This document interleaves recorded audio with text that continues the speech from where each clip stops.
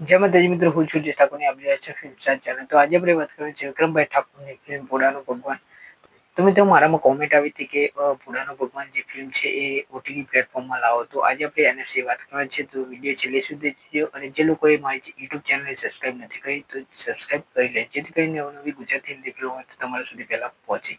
હવે મિત્રો વાત કરીએ તો ભોળાનો ભગવાન જે ફિલ્મ છે આપણે સિનેમાઘરોમાં જોઈ હશે કે અમુક કોઈ નહીં પણ જોયું હોય તો એ ઓટીટી પ્લેટફોર્મમાં જોવા માંગે છે. તો હવે આજે આપણે એના વિશે વાત તો કરવાના છે. એ પહેલા મિત્રો હું વાત કરી લઉં કે અત્યારે વિક્રમ નંબર 1 જે ફિલ્મ છે સિનેમાઘરોમાં જે લોકો જોઈને આવે છે એ તો ખૂબ સારી વાત કહેવાય, પરંતુ મિત્રો અત્યારે યુટ્યુબ ચેનલમાં પણ આ ફિલ્મ અવેલેબલ છે. તો મિત્રો ખરેખર આજે પ્રાઇવેસી જે કરી છે એ ના કરવી જોઈએ, કેમ કે એ ગેરકાયદેસર છે. એની સાથે મિત્રો જે ડાયરેક્ટર જે છે વિક્રમભાઈ ઠાકોર જે છે એમને પણ નુકસાન થતું હોય છે. તો ખરેખર મિત્રો જે લોકોએ આ યુટ્યુબ ચેનલમાં આ ફિલ્મ મૂકી છે એ જલ્દીથી જલ્દી હટાવી દેવામાં આવે એવી મારી વિનંતી છે.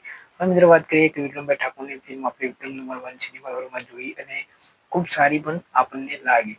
તો તમને કેવી લાગી એ મને કોમેન્ટ કરીને અવશ્ય જણાવજો. સાથે મિત્રો વાત કરીએ ભોળાનો ભગવાન જે ફિલ્મ છે આપણે લોકો અત્યારે જે છે પબ્લિક જે છે એ અત્યારે યુટ્યુબમાં જોવા માંગે છે. તો હવે યુટ્યુબમાં પણ જોવા માંગે છે અને ઓટીટી પ્લેટફોર્મમાં પણ જોવા માંગે છે.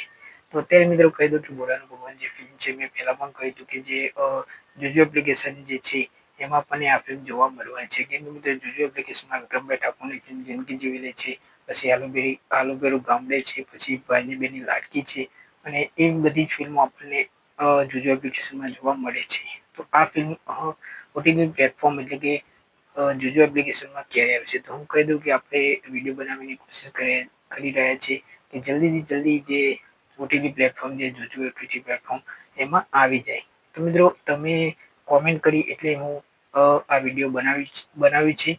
એવી જ રીતે આવી રીતે પ્રેમ આપતા રહેજો, કોમેન્ટ કરતા રહેજો, જેથી કરીને હું ગુજરાતી ફિલ્મની માહિતી આપું અને આપણે યુટ્યુબમાં કે ઓટીટી પ્લેટફોર્મમાં લાવવાની કોશિશ પણ કરીશું, જેથી કરીને આપણે તમારો પણ સાથ મળી જાય અને આપણે ફિલ્મો પણ જોઈ શકીએ છીએ. તો આવી જ ગુજરાતી ફિલ્મોની માહિતી માટે મારી ચેનલને સબસ્ક્રાઇબ કરી દેજો. મળીએ નેક્સ્ટ વિડીયો.